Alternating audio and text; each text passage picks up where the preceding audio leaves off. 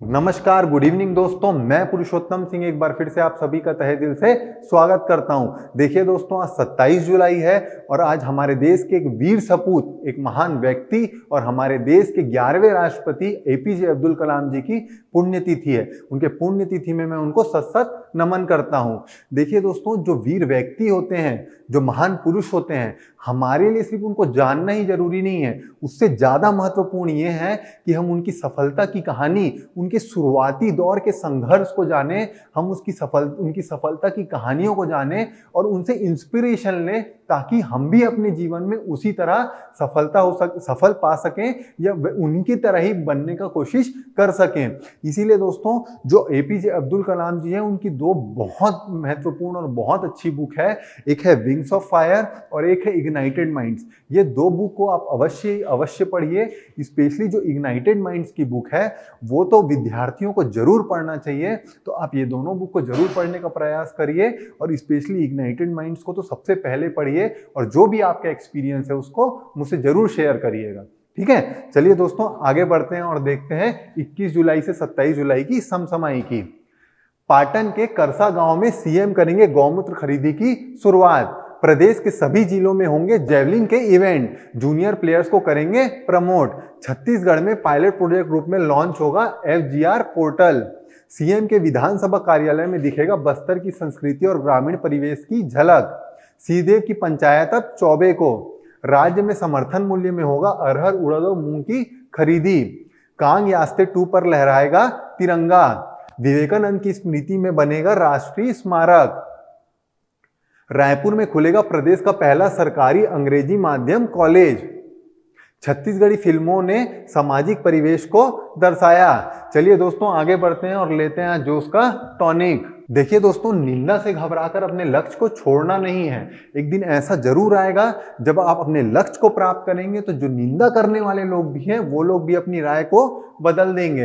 इसीलिए बहुत जरूरी है कि आप बिना किसी नेगेटिव चीज को सोचते हुए केवल ही केवल अपने लक्ष्य पे फोकस करिए और केवल ही केवल अपने लक्ष्य को प्राप्त करने के लिए जी तोड़ मेहनत करिए और देखिए फिर लोगों की राय आपके लिए कैसे चेंज होती है। ठीक है, चलिए दोस्तों देखते हैं आप आज का पहला प्रश्न। तो अपना पहला प्रश्न क्या बोलता है? मुख्यमंत्री भूपेश बघेल छत्तीसगढ़ के किस ब्लॉक से गौमूत्र खरीदी का उद्घाटन करने जा रहे हैं? तो किस ब्लॉक से करने जा रहे हैं? अपने विधानसभा क्षेत्र पाटन के करसा गांव से गौमूत्र की खरीदी का शुभारंभ करने जा रहे हैं। देखिए दोस्तों, जो गौमूत्र की खरीदी है उसको सारे गौठाने से एक साथ ना स्टार्ट करके क्या किया जा रहा है, जो शुरुआती दौर है, शुरुआत में हर जिले से तो किया जा रहा है, लेकिन क्या किया जा रहा है, हर जिले से केवल ही केवल दो जो स्वावलंबी गौठाने हैं उनसे गौमूत्र की खरीदी का शुभारंभ किया जा रहा है। फिर बाद में धीरे से सारे गौठानों से इसकी खरीदी को किया जाएगा। ठीक है, देखिए दोस्तों, जो गौमूत्र की खरीदी है ये किसके अंतर्गत किया जा रहा है? तो इसको जो गोधन न्याय योजना हमारे प्रदेश में चल रही है उसके अंतर्गत इसे लिया जा रहा है। ठीक है, तो जो गोधन न्याय योजना है उसके अंतर्गत अभी क्या चीज की खरीदी की जाती थी? तो गोधन न्याय योजना, जो कि 20 जुलाई 2020 को हरेली के दिन इसकी शुरुआत की गई थी, उसके अंतर्गत अभी केवल ही केवल गोबर की खरीदी की जाती है। तो जिस तरीके से गोबर की खरीदी की जाती है और गोबर को प्रोसेस किया जाता है, जैसा उसको उपयोग किया जाता है, जैसे जैविक खेती के लिए जैविक फर्टिलाइजर बनाया जाता है, उसी तरह गौमूत्र को भी उपयोग किया जाएगा, गौमूत्र को भी वैसे ही प्रोसेस किया जाएगा। ठीक है, तो देखिए दोस्तों, पहले अपन देखते हैं कि जो गोधन न्याय योजना है उसके अंतर्गत जो गोबर है उसकी खरीदी कैसे होती है। तो कैसी होती है? तो जो गौपालक हैं वो क्या करते हैं, जो गोबर होता है उसको हमारे गौठानों में बेचते हैं। ठीक है, और उसके बदले उनको गोबर का क्या मूल्य मिलता है? तो उनको 2 रुपए पर किलो के हिसाब से गोबर का मूल्य गौठानों से उनको दिया जाता है। ठीक है, जो गौठाने हैं वो क्या करती है, उस गोबर को प्रोसेस करके वर्मी कंपोस्ट के थ्रू क्या बनाती है, उसको फर्टिलाइजर बनाती है और क्या करती है, इस फर्टिलाइजर को किसान को बेच देती है। किसान इसके बदले में वो फर्टिलाइजर वर्मी कंपोस्ट का क्या मूल्य देते हैं? तो 10 रुपए पर लीटर के हिसाब से फर्टिलाइजर का उनको मूल्य देते हैं। ठीक है, तो जो गौठाने हैं, वो जो गौठाने में क्या होता है, जो सेल्फ हेल्प ग्रुप की महिलाएं हैं, जो स्व सहायता समूह की महिलाएं हैं, वो इस गोबर को या तो फर्टिलाइजर बनाती है, या तो दिया बनाती है, या तो ऐसी काफी सारी चीजों को गोबर को बना के प्रोसेस करती है। ठीक है, उसी तर्ज पर अब क्या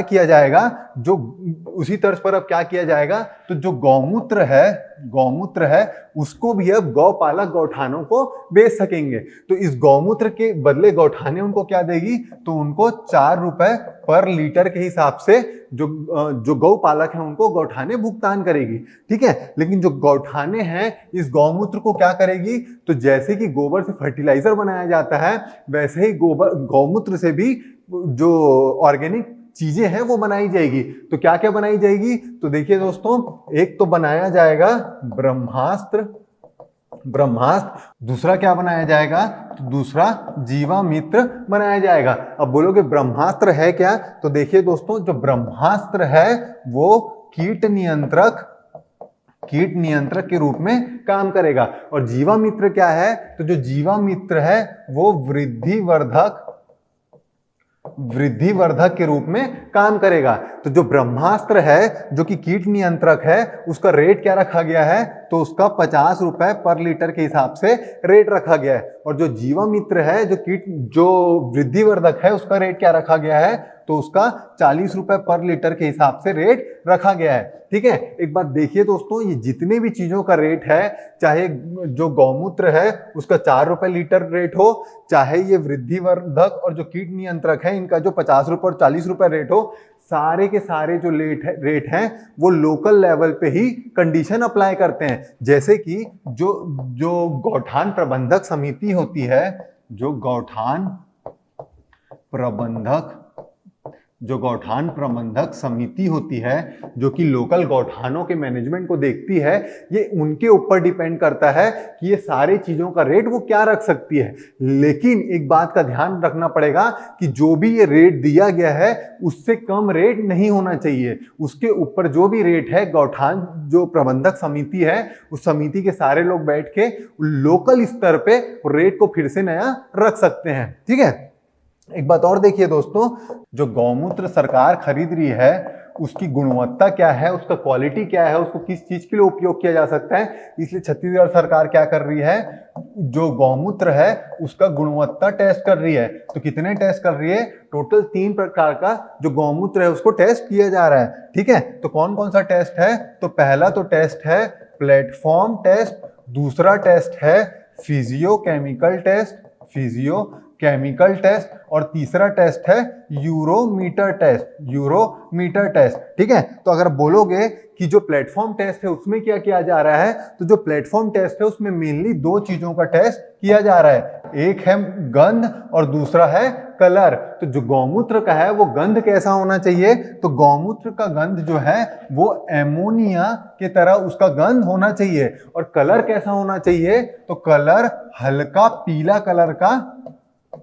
पीला कलर का गौमूत्र का रंग होना चाहिए। ठीक है, जो फिजियोकेमिकल टेस्ट में क्या टेस्ट किया जाएगा, तो फिजियोकेमिकल टेस्ट में मेनली पीएच को चेक किया जाएगा। तो जो गौमूत्र है वो अच्छे गौमूत्र का पीएच क्या होता है, तो 7.5 से 9 के बीच में गौमूत्र का पीएच होना चाहिए। ठीक है, यूरोमीटर टेस्ट में क्या किया जाएगा, तो देखिए दोस्तों, जो गौमूत्र है उसकी स्पेसिफिक ग्रेविटी को यूरोमीटर से चेक किया जाएगा। क्या होता है, स्पेसिफिक ग्रेविटी जो गौमूत्र की है वो उसको अच्छा की कितने को माना जाता है, तो 1.005 से लेके 1.015 जो स्पेसिफिक ग्रेविटी होती है गौमूत्र की, उसको अच्छा गौमूत्र माना जाता है। ठीक है, देखिए दोस्तों, जो ये गौमूत्र की खरीदी हो रही है, चाहे गोबर की खरीदी हो रही है, ये जो हमारा प्रदेश है चाहे देश है उसके लिए ये कितना इंपॉर्टेंट है, इसका महत्व कितना है, ये हमको जानना बहुत जरूरी है। देखिए दोस्तों, जो गौमूत्र है या जो गोबर है उसका जो खरीदी हो रहा है, उसका हमारे देश हो चाहे प्रदेश हो, 2 सबसे मेजर उसके इंपॉर्टेंस है। पहला इंपॉर्टेंस क्या है, सबसे पहला इंपॉर्टेंस है कि जो हमारा देश प्रदेश है उसमें जैविक खेती को बढ़ावा मिल रहा है। और दूसरा क्या इंपॉर्टेंस है कि जो हमारे जो किसान भाई बहन हैं, जो हमारे किसान भाई बहन हैं उनकी आय को दुगनी करने में मदद मिलेगी। ठीक है, तो देखते हैं कि जैविक खेती कैसे बढ़ावा मिल रहा है। तो जो गौमूत्र हो, चाहे गोबर हो, चाहे उससे फर्टिलाइजर बन रहा हो, चाहे उससे जो ब्रह्मास्त्र है वो बन रहा है, उससे जैविक खेती को हमारे प्रदेश में बढ़ावा मिल रहा है। देखिए दोस्तों, जो जैविक खेती है वो बहुत पुरानी चीज नहीं है। 1950s के पहले जैविक खेती ही होता था, नेचुरल तरीके से ही खेती किया जाता था। ये 1950s के बाद की बात है, जब हमारा डिमांड बढ़ने लगा और जब वो पूरा नहीं होने लगा तो ये आर्टिफिशियल तरीकों से प्रोडक्शन को इंक्रीज करने के लिए केमिकल वगैरह का यूज करना चालू किया गया। लेकिन देखिए दोस्तों, 50-70 साल में ही हमको ये समझ में आ गया कि जो केमिकल्स हैं उसको खेती में यूज करना जो ह्यूमन है उनके लिए कितना खतरनाक हो सकता है। जो ह्यूमन का लाइफ स्पैन ही कम नहीं हो रही है केमिकल चीजों की वजह से, इसके साथ ही जो हेल्थ इश्यूज हैं वो भी बहुत ज्यादा कॉम्प्लिकेटेड मनुष्यों के होते जा रहे हैं। इसीलिए जैविक खेती में हमको फिर से जाना बहुत जरूरी है। लेकिन इसके साथ ये भी जरूरी है कि हम कितने बैलेंस वे में जाएं। सडनली हम जैविक खेती में नहीं जा सकते, लेकिन हमको धीरे धीरे ट्रांजिशन करके जैविक खेती में जाना जरूरी है। तो इसी के लिए ये जो पहल है ये बहुत जरूरी पहल है और बहुत ही इंपॉर्टेंट पहल है, जिससे हम धीरे धीरे जैविक खेती में जा सकते हैं। जो दूसरा है, जो किसानों की आय दुगनी करने की बात है, तो देखिए दोस्तों, चाहे हमारा देश हो चाहे प्रदेश हो, उसमें बहुत बड़ा धड़ा है।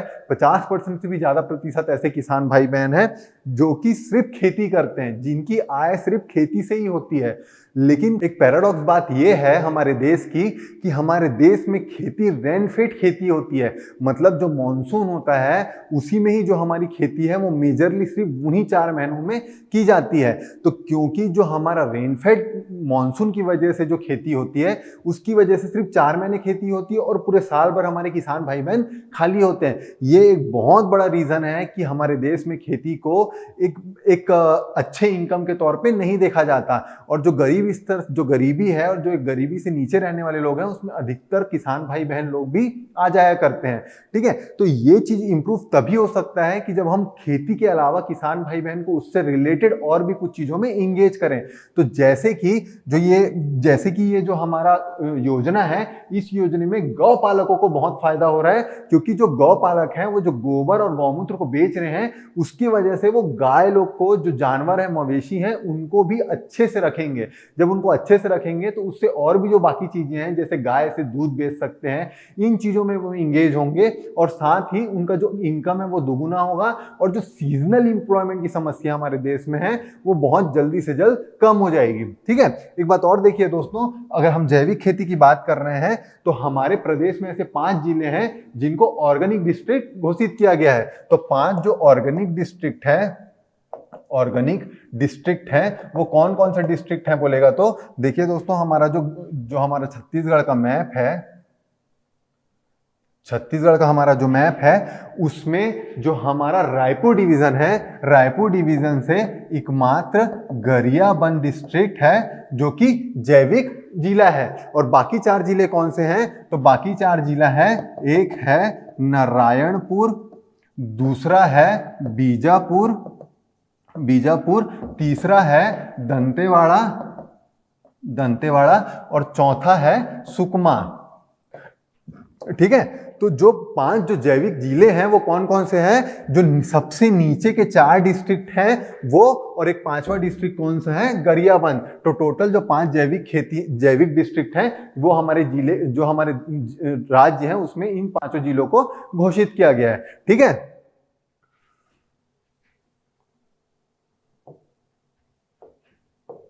तो इस बात को रट लो दोस्तों कि भूपेश बघेल जी गौमूत्र की खरीदी कहां से कर रहे हैं? तो ये हमारे पाटन से इसकी शुरुआत की जा रही है। देखिए दोस्तों, पिछले वीडियो में मैं आपको ऑलरेडी बता चुका हूं कि गौमूत्र की जो खरीदी है वो कब से की जा रही है और उस दिन से ही क्यों खरीदी की जा रही है, उस दिन ऐसी क्या खास बात है। तो कब से खरीदी की जा रही है और उस दिन से ही क्यों खरीदी की जा रही है, आप मुझे कमेंट सेक्शन में बताएंगे। ठीक है, इस बात को रट लो दोस्तों कि जो गौमूत्र की खरीदी है वो कम से कम कितने रुपए पर लीटर के हिसाब से करना है? तो 4 रुपए पर लीटर के हिसाब से करना है। जो गौमूत्र है उसका क्या बनाया जाएगा, तो उसका ब्रह्मास्त्र और जीवामित्र बनाया जाएगा। ठीक है, इस बात को रट लो दोस्तों कि कौन कौन से गुणवत्ता टेस्ट हो रहे हैं। तो 3 टाइप का गुणवत्ता टेस्ट हो रहे हैं। और जो गंध है गौमूत्र का, अच्छे गौमूत्र का गंध कौन से कलर का होना चाहिए, तो ये अमोनिया के जैसा इसका गंध होना चाहिए। पीएच कितना होना चाहिए, तो 7.5 से 9 के बीच में इसका पीएच होना चाहिए। ठीक है, इस बात को रट लो दोस्तों कि 5 जैविक जिले कौन कौन से हैं हमारे प्रदेश के, तो एक गरियाबंद है, नारायणपुर, बीजापुर, सुकमा और दंतेवाड़ा जिले जैविक जिले हैं। ठीक है, चलिए अब देखते हैं अपना अगला प्रश्न। तो अपना अगला प्रश्न क्या बोलता है, 7 अगस्त को छत्तीसगढ़ के प्रत्येक जिले में कौन सा खेल आयोजित होने वाला है। तो कौन सा खेल आयोजित होने वाला है, जेवलिन थ्रो का आयोजन 7 अगस्त को हर जिले में कराया जाना है। 7 अगस्त को क्यों कराया जाना है, तो देखिए दोस्तों, जो 7 अगस्त है वो वही दिन है जब 2021 में टोक्यो ओलंपिक में हमारे देश के जो जाबाज नीरज चोपड़ा जी है, उन्होंने कीर्तिमान रचा था। तो क्या कीर्तिमान रचा था, उन्होंने जेवलिन थ्रो में 87.51 मीटर फेंक के गोल्ड लाने में सफलता हासिल की थी। इसीलिए जो हमारी केंद्र सरकार है वो क्या की थी, जो 7 अगस्त है उसको नेशनल जेवलिन थ्रो के रूप में मनाने का घोषणा किया था। ठीक है, तो क्योंकि ये पहला वर्ष है नेशनल जेवलिन डे मनाने का, इसलिए जो हमारे प्रदेश की सरकार है वो उन्होंने क्या घोषणा की है कि हर जिले में जो जेवलिन थ्रो है उसका आयोजन कराया जाएगा, ताकि जो हमारे प्रदेश की युवा पीढ़ी है उसको जेवलिन थ्रो के लिए उत्साहित किया जाए और आने वाले दिनों में वो जो जेवलिन थ्रो से उत्साहित हो वो आने वाले दिनों में हमारे प्रदेश और देश का नाम रोशन करें। ठीक है, एक बात और खेल से जुड़ी देखिए दोस्तों कि जो 29 अगस्त होता है वो क्या होता है, तो राष्ट्रीय खेल दिवस के रूप में 29 अगस्त को मनाया जाता है। ठीक है, तो जो हमारे प्रदेश में भी 29 अगस्त को खेल दिवस मनाया जाएगा। और साथ ही एक घोषणा हुई है कि 29 अगस्त को जो राज्य अलंकरण खेल अवार्ड दिया जाता है वो इसी 29 अगस्त को दिया जाएगा। ठीक है, साथ में और क्या घोषणा हुई है, साथ में ये और घोषणा हुई है कि 29 अगस्त के दिन ही जो झीरम घाटी कांड में हमारे प्रदेश से जो शहीद हुए थे, उन शहीदों के नाम पे भी खेल से रिलेटेड अवार्ड दिए जाएंगे, जिसको भी 29 अगस्त को ही दिया जाएगा। ठीक है, तो इस बात को रट लो दोस्तों कि हर जिले में 7 अगस्त को क्या होने वाला है, तो हर जिले में 7 अगस्त को जेवलिन थ्रो का आयोजन कराना है। ठीक है, जो नीरज चोपड़ा जी हैं वो कितना मीटर थ्रो फेंके थे बोलेगा तो 87.58 मीटर थ्रो फेंक के गोल्ड लाने में सफलता हासिल की थी। एक बात और जानिए दोस्तों, जो नीरज चोपड़ा जी हैं वो हाल ही में वर्ल्ड एथलेटिक्स कंपटीशन में भी भाग ली हैं, जिसमें उन्होंने सिल्वर मेडल लाने में सफलता हासिल की है। और साथ ही वो हमारे देश के केवल दूसरे ऐसे व्यक्ति बन गए हैं जो वर्ल्ड एथलेटिक चैंपियनशिप में कोई भी प्रकार का मेडल लाने में सफलता हासिल की है। इसके पहले हमारे देश की एकमात्र जो प्लेयर थी जो कि कोई मेडल लाने में सफलता हासिल की थी, वो थी अंजू बॉबी जॉर्ज, जिन्होंने ब्रॉन्ज मेडल लाया था लॉन्ग जंप में। ठीक है, तो इस बात को रट लो दोस्तों कि जो राज्य अलंकरण खेल अवार्ड है वो कब दिया जाना है, 29 अगस्त को दिया जाना है। अगर बोलता है कि हमारे प्रदेश के खेल मंत्री कौन है, तो ये खरसिया विधानसभा क्षेत्र से नाता रखने वाले उमेश पटेल जी हैं। ठीक है, अगर बोलता है कि 29 अगस्त को ही राष्ट्र खेल दिवस क्यों मनाया जाता है, तो देखिए दोस्तों, हमारे देश के जो हॉकी के जादूगर थे, कौन थे, मेजर ध्यानचंद जी जो हॉकी के जादूगर थे, जिन्होंने भारत को कई ओलंपिक में गोल्ड मेडल दिलाने में सफलता हासिल की थी। उनके जन्म दिवस के रूप में उनको सम्मान देने के लिए 29 अगस्त को राष्ट्रीय खेल दिवस मनाया जाता है। ठीक है, चलिए देखते हैं अब अपना अगला प्रश्न।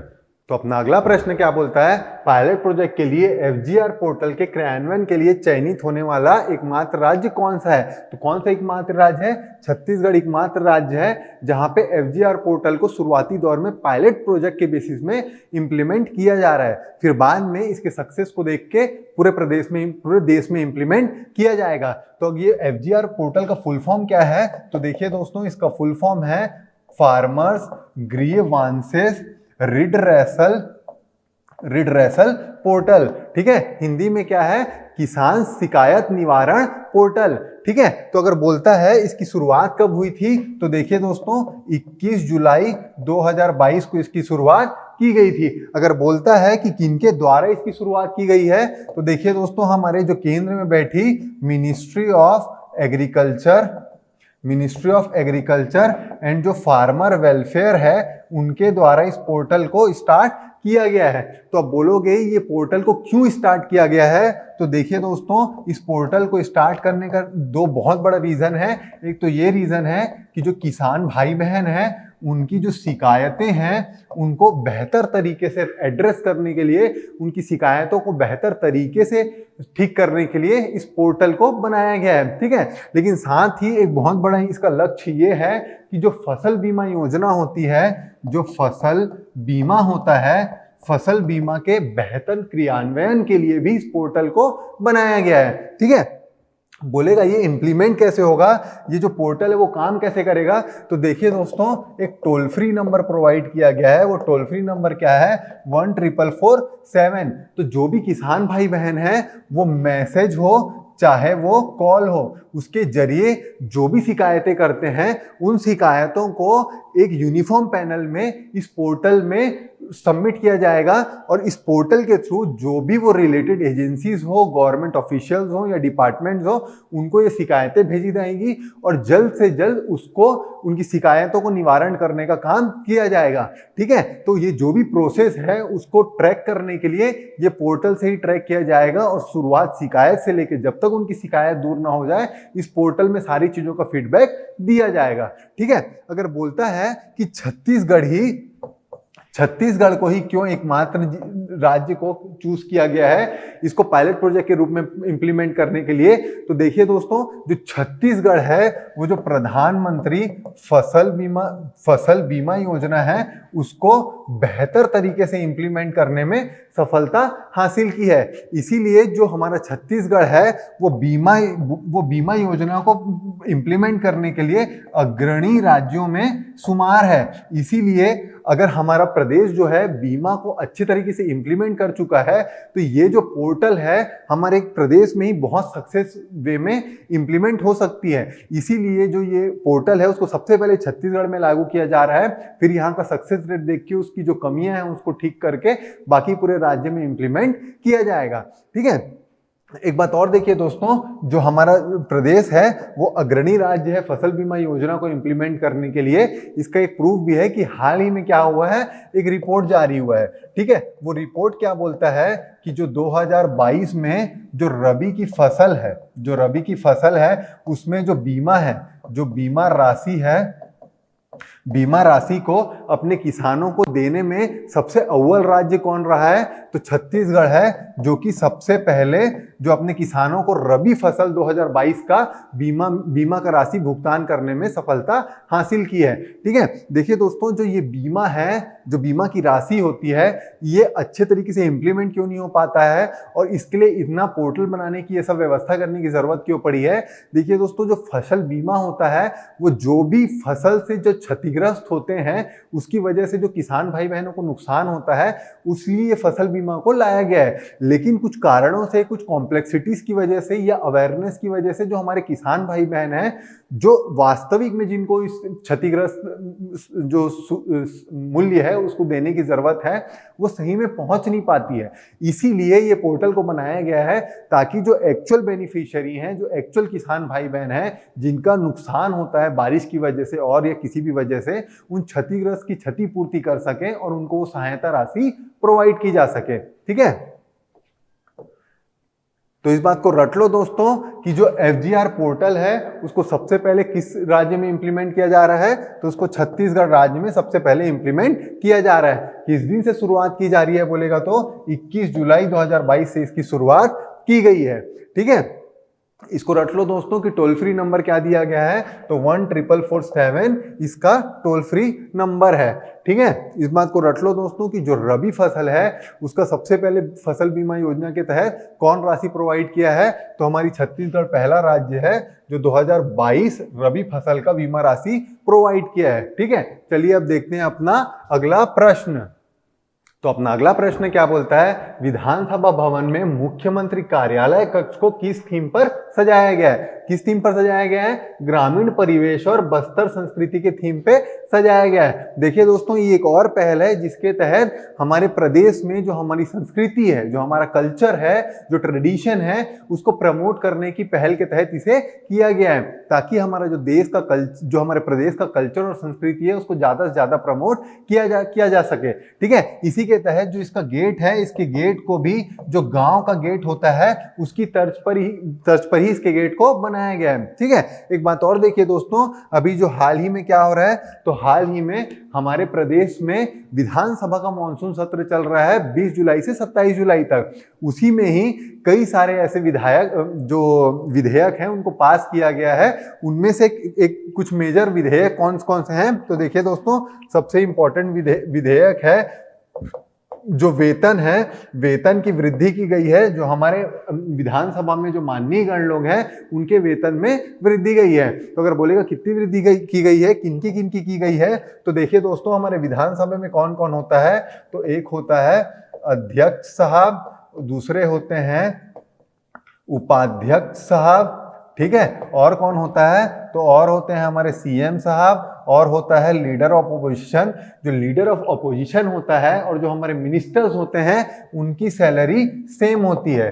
ठीक है, और कौन होता है, तो और होते हैं संसदीय सचिव लोग। ठीक है, और कौन होता है, तो और होते हैं हमारे विधायक लोग, और होते हैं हमारे MLA। तो अगर बोलेगा इनकी कितनी पहले सैलरी थी और बाद में इनकी कितनी सैलरी कर दी गई, तो देखिए दोस्तों, पहले इनकी सैलरी और बाद में इनकी सैलरी को अपन कंपेयर करते हैं। तो जो अध्यक्ष साहब हैं उनकी पहली सैलरी कितनी थी, तो 1.32 लाख रुपए इनकी पहली सैलरी थी। अब बढ़ के ये क्या हो गई है, तो अब बढ़ के ये 1.95 लाख रुपए इनकी सैलरी हो गई है। जो उपाध्यक्ष जी हैं उनकी पहली सैलरी कितनी थी, तो 1.28 लाख रुपए इनकी पहली सैलरी थी, जो कि बढ़ के 1.80 लाख रुपए हो गई है। जो हमारे CM साहब हैं उनकी सैलरी कितनी थी पहले, तो 1.35 लाख इनकी सैलरी थी, जो कि 0.2 लाख रुपए बढ़ के हो गई है। ठीक है, जो हमारे लीडर ऑफ अपोजिशन हैं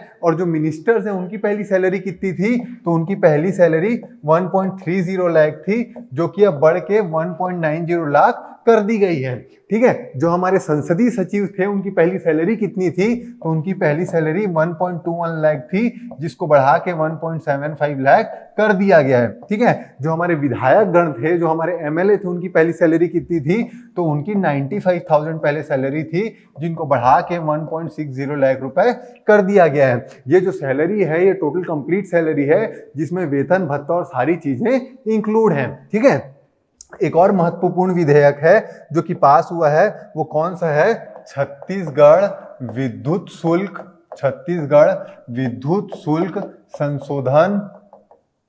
संशोधन विधेयक, जो कि 2022 में पास किया गया है। उसके तहत क्या किया गया है, उसके तहत जो विद्युत शुल्क है उसमें जो ऊर्जा है उसके रेट को बढ़ा दिया गया है। ठीक है, तो किस चीज में बढ़ाया गया है, तो जो घरेलू कनेक्शन है और जो गैर घरेलू कनेक्शन है, दोनों ही चीजों में इसके रेट को बढ़ा दिया गया है। ठीक है, तो घरेलू कनेक्शन में कितना बढ़ाया गया है, तो घरेलू कनेक्शन में जो इसका रेट पहले 8% था उसको बढ़ा के 11% कर दिया गया है। ठीक है, तो 8% के रेट से जो घरेलू शुल्क में जो ऊर्जा का रेट है वो कितना लगता था, तो हर 100 यूनिट में 28.80 रुपए ये ऊर्जा शुल्क लगता था। लेकिन अब 11% होने से कितना शुल्क लगेगा, तो हर 100 यूनिट में 39.60 रुपीस लगेगा। इससे जो उपभोक्ता है उनके जो बिजली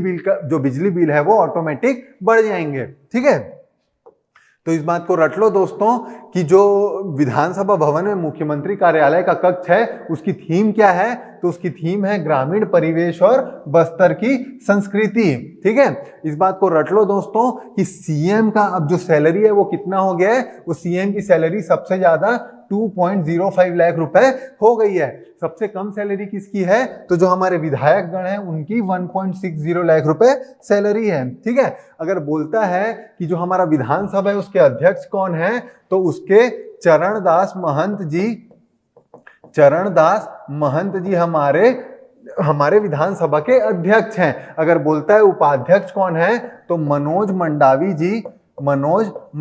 जी हमारे विधानसभा के उपाध्यक्ष हैं। अगर बोलता है लीडर ऑफ अपोजिशन कौन है, तो देखिए दोस्तों धर्मलाल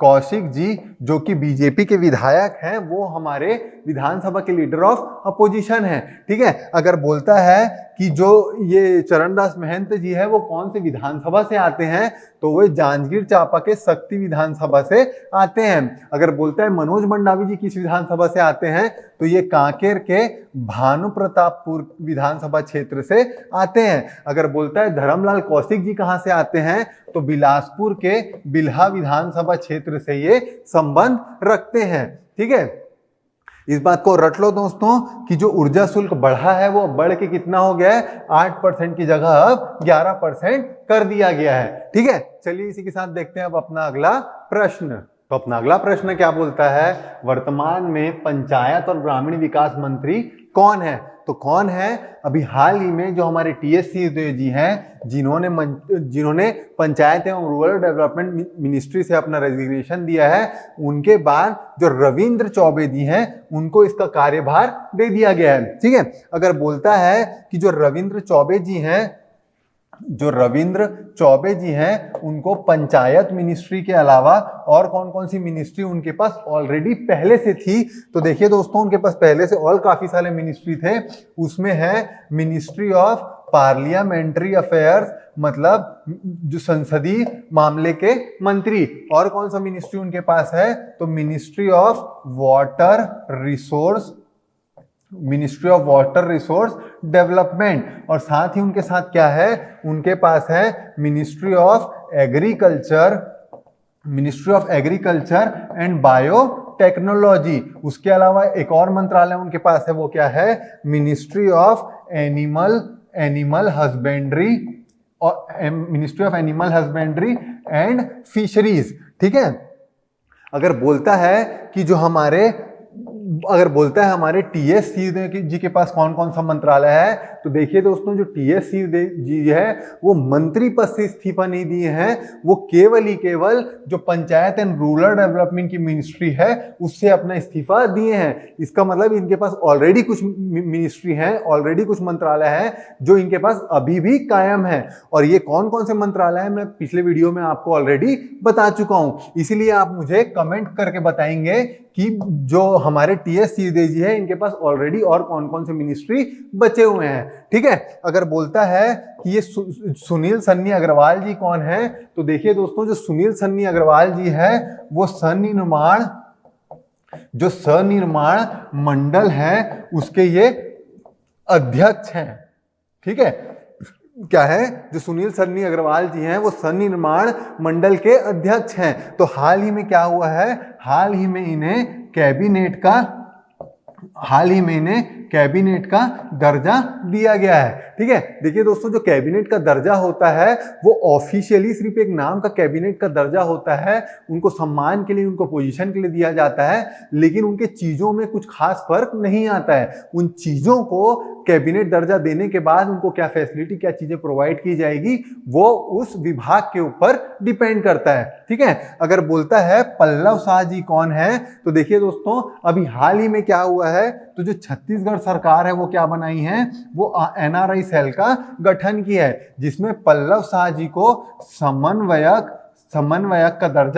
समन्वयक के पद पे नियुक्त किया गया है। ठीक है, अगर बोलता है कि एनआरआई सेल क्या है, तो देखिए दोस्तों, ये छत्तीसगढ़ सरकार की पहल है, जिसके तहत क्या कर रही है सरकार कि जो विदेश में छत्तीसगढ़ी व्यक्ति रह रहे हैं उनको जोड़ने का प्रयास किया जा रहा है।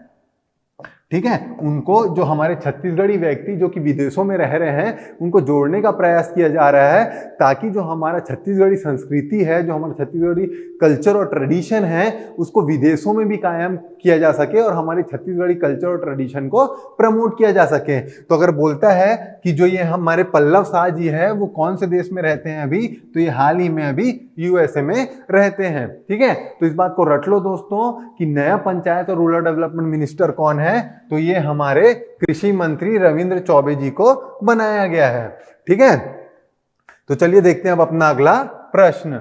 तो अपना अगला प्रश्न क्या बोलता है, छत्तीसगढ़ सरकार द्वारा घोषित न्यूनतम समर्थन मूल्य में कौन से दाल को शामिल नहीं किया गया है। तो कौन से दाल को शामिल नहीं किया गया है, लेंटिल मसूर को शामिल नहीं किया गया है। तो किसको किसको शामिल किया गया है, तो केवल 3 ही दाल को शामिल किया गया है। कौन कौन से, अरहर, उड़द और मूंग को शामिल किया गया है। ठीक है, अगर बोलता है कि इनका जो उपार्जन है न्यूनतम समर्थन मूल्य में कौन करेगा, तो देखिए दोस्तों, हमारे प्रदेश की एजेंसी मार्कफेड के द्वारा इसका उपार्जन किया जाएगा। अगर बोलता है कहां से उपार्जन किया जाएगा, तो देखिए दोस्तों, हमारे प्रदेश की जो मंडियां हैं, ऐसे 25 मंडियों को चिन्हांकित किया गया है, जो इन 25 मंडियों के द्वारा ही जो दाल है उनका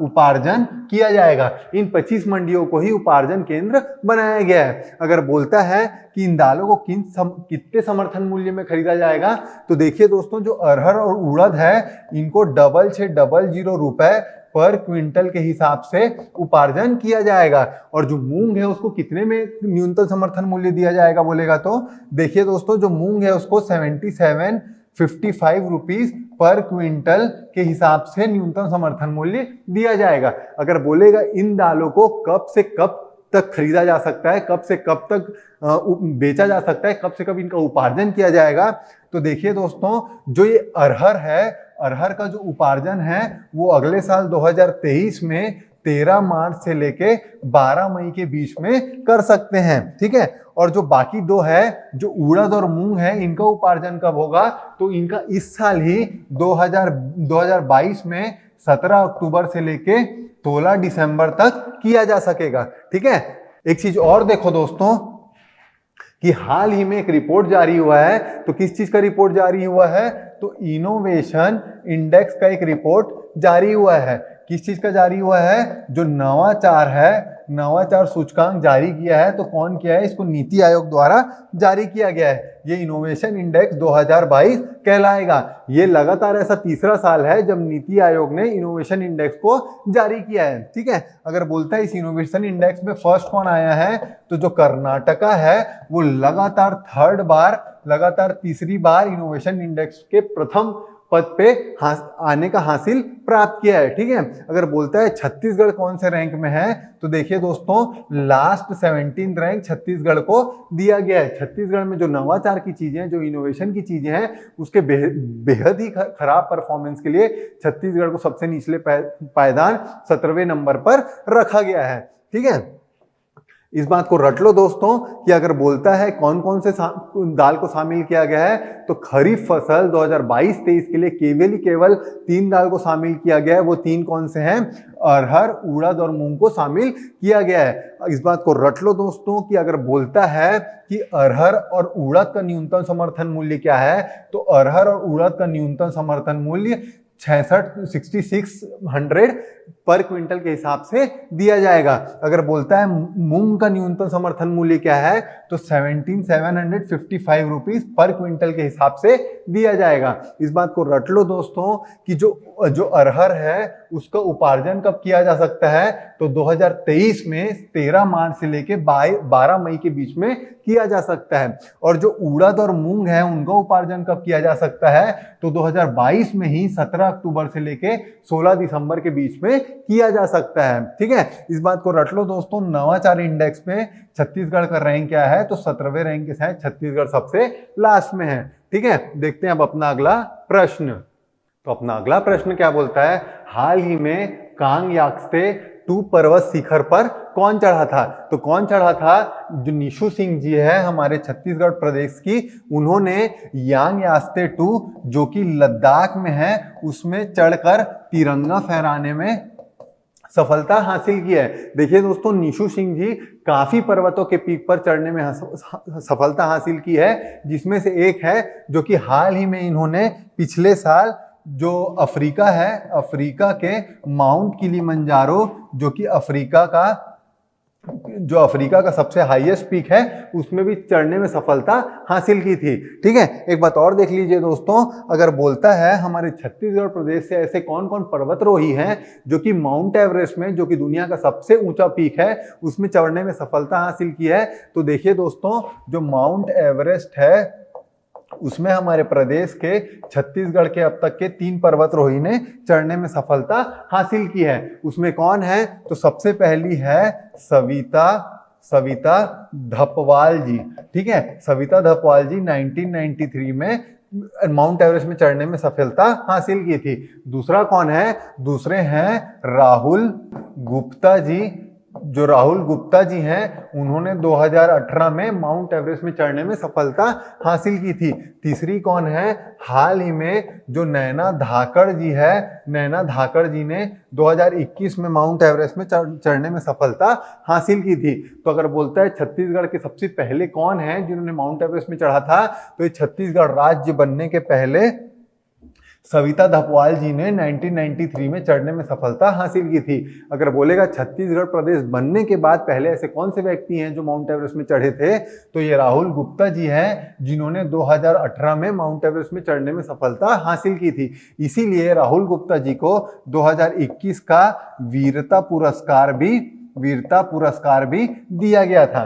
ठीक है, अगर बोलता है कि जो अभी हाल ही में कौन चढ़ी थी, तो 2021 में जगदलपुर की नैना धाकड़ जी ने माउंट एवरेस्ट में चढ़ने में सफलता हासिल की थी। अगर बोलता है राहुल गुप्ता जी कहाँ के हैं, तो राहुल गुप्ता जी हमारे प्रदेश के अंबिकापुर जिले से नाता रखते हैं। अगर बोलता है सविता धपवाल जी कहाँ की हैं, तो ये हमारे भिलाई से आती हैं। ठीक है, तो इस बात को रट लो दोस्तों कि अगर बोलता है कि कांग यास्ते 2 में कौन पर्वतरोही चढ़ी थी, तो अभी हाल ही में निशु सिंह जी ने कांग यास्ते 2 जो कि लद्दाख में उसमें चढ़ने में सफलता हासिल की थी। अगर बोलता है रोहित पांडा जी कौन है, तो देखिए दोस्तों, जो रोहित पांडा जी हैं अभी हाल ही में हुए 33rd जीव विज्ञान ओलंपियाड हुआ था, जीव विज्ञान का ओलंपियाड हुआ था जो कि अर्मेनिया में हुआ था, उसमें रजत पदक जीतने में सफलता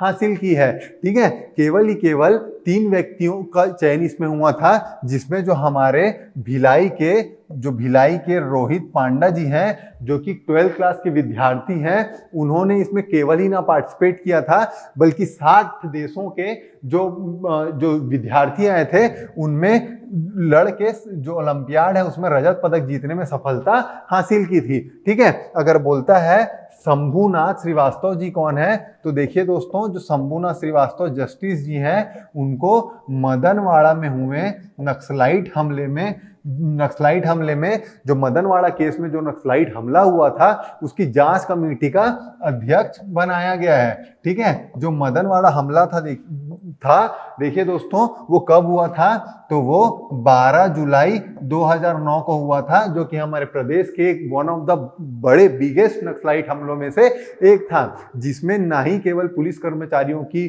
शहादत हुई थी, बल्कि एक बहुत बड़े अधिकारी, एक IPS अधिकारी की भी इस घटना में शहादत हुई थी। ठीक है, तो इस बात को रट लो दोस्तों कि हमारा छत्तीसगढ़ प्रदेश बनने के बाद सबसे पहला व्यक्ति कौन है जो माउंट एवरेस्ट में चढ़ा, तो हमारे राहुल गुप्ता जी हैं, जिन्होंने 2018 में माउंट एवरेस्ट में चढ़ने में सफलता हासिल की थी। ठीक है, चलिए अब देखते हैं अब अपना अगला प्रश्न।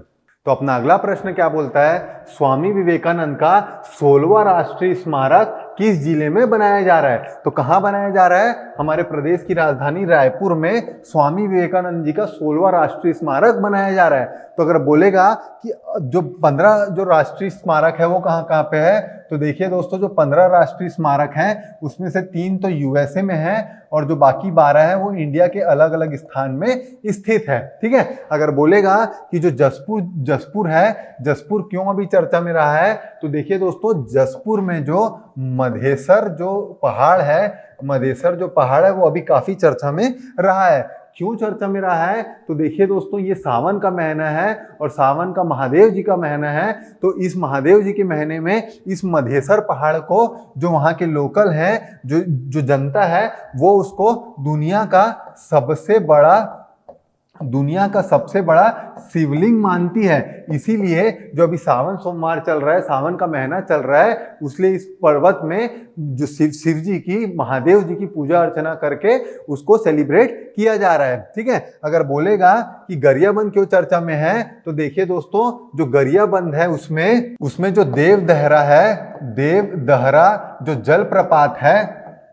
जलप्रपात है वो अपने काफी उफान में है और अपनी खूबसूरती से पर्यटकों को रुझा रहा है। इसीलिए जो देवधारा जलप्रपात है गरियाबंद का, काफी चर्चा में रहा है। अगर जगदलपुर क्यों चर्चा में रहा है बोलेगा, तो देखिए दोस्तों, जगदलपुर में राज्य स्तरीय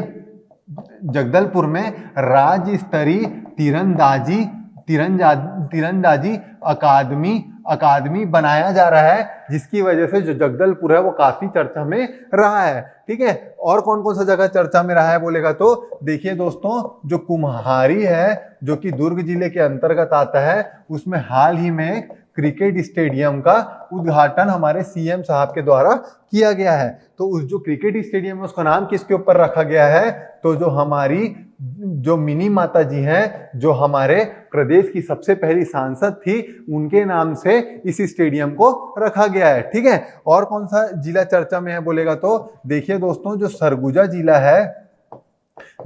जिला है वो अभी हाल ही में एक रिपोर्ट आया है। तो कौन सा रिपोर्ट आया है, प्रधानमंत्री फसल बीमा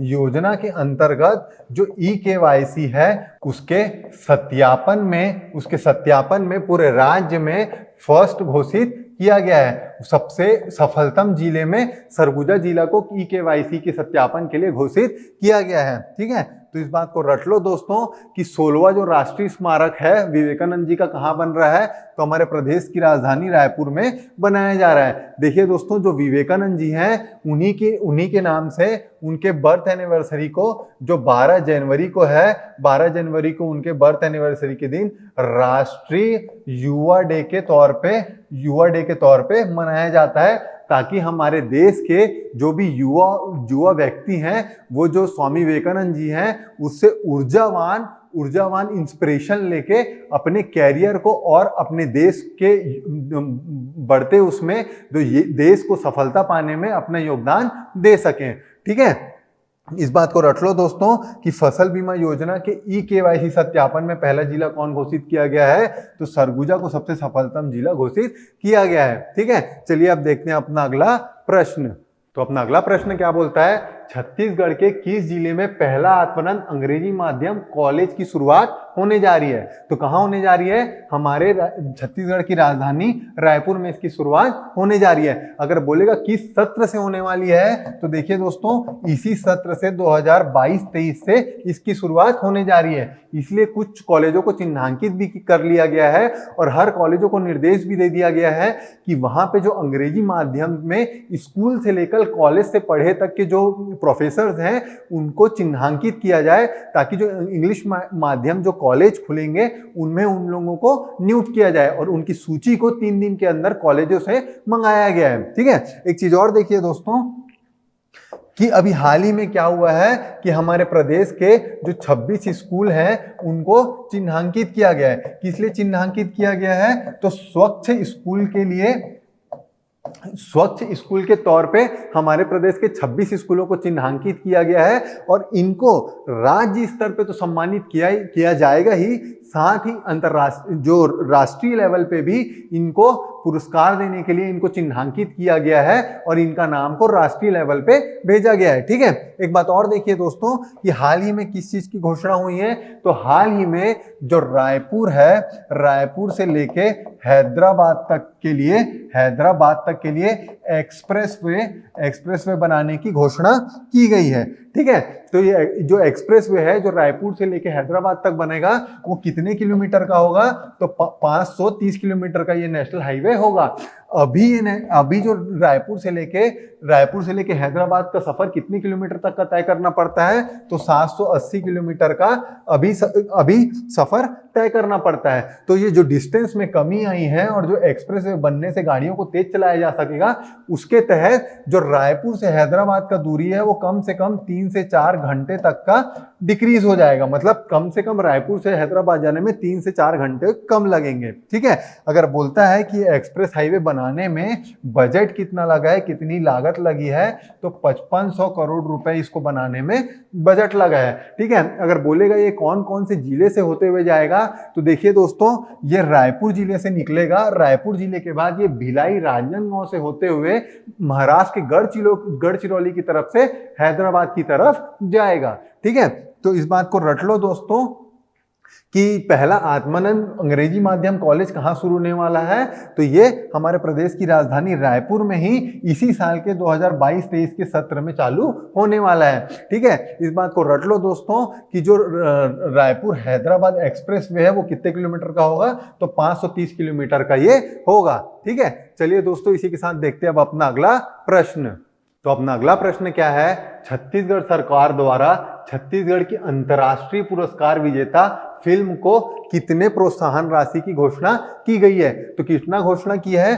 5 करोड़ रुपए जो हमारा इंटरनेशनल अवॉर्डी फिल्म होगा छत्तीसगढ़ का, उनको 5 करोड़ रुपए प्रोत्साहन राशि दी जाएगी। और जो राष्ट्रीय अवॉर्डी फिल्म होगा उनको 1 करोड़ रुपए की सहायता राशि दी जाएगी। अगर बोलता है हाल ही में किसको ये प्रोत्साहन राशि दी गई है राष्ट्रीय पुरस्कार पाने के लिए, जो भूलन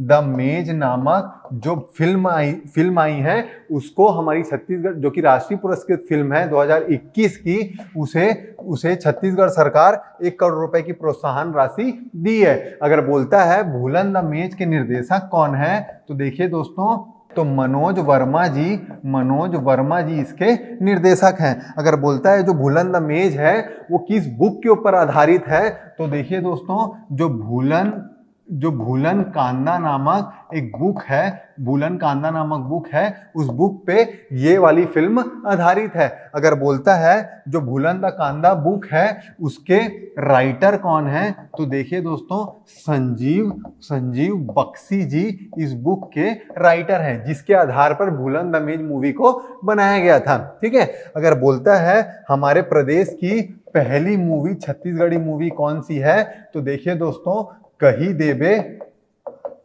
देबे संदेश जो मूवी है वो हमारी छत्तीसगढ़ की सबसे पहली मूवी है, जो कि 1965 में आई थी। ठीक है, एक बात बताइए दोस्तों, ये आप सभी जानते हैं कि कही देबे जो संदेश है उसके जो निर्देशक हैं और प्रोड्यूसर हैं वो कौन है? तो जो कही देबे संदेश मूवी है, जो छत्तीसगढ़ की सबसे पहली मूवी है, उसके जो निर्देशक और जो प्रोड्यूसर हैं, आप मुझे कमेंट सेक्शन में कमेंट करके बताएंगे। ठीक है, तो इस बात को रट लो दोस्तों कि जो हमारा छत्तीसगढ़ का फिल्म नीति है उसके तहत इंटरनेशनल अवॉर्डी फिल्म को कितना पुरस्कार राशि दिया जाएगा, तो 5 करोड़ का पुरस्कृत राशि दिया जाएगा। ठीक है, इस बात को रट लो दोस्तों कि अभी 2021 में किसको ये प्रोत्साहन राशि दी गई है, तो भूलन द मेज फिल्म को ये प्रोत्साहन राशि दी गई है। ठीक है, इस बात को रट लो दोस्तों कि हमारे प्रदेश की सबसे पहली छत्तीसगढ़ी मूवी कौन है, तो 1965 में कही देवे संदेश आई थी।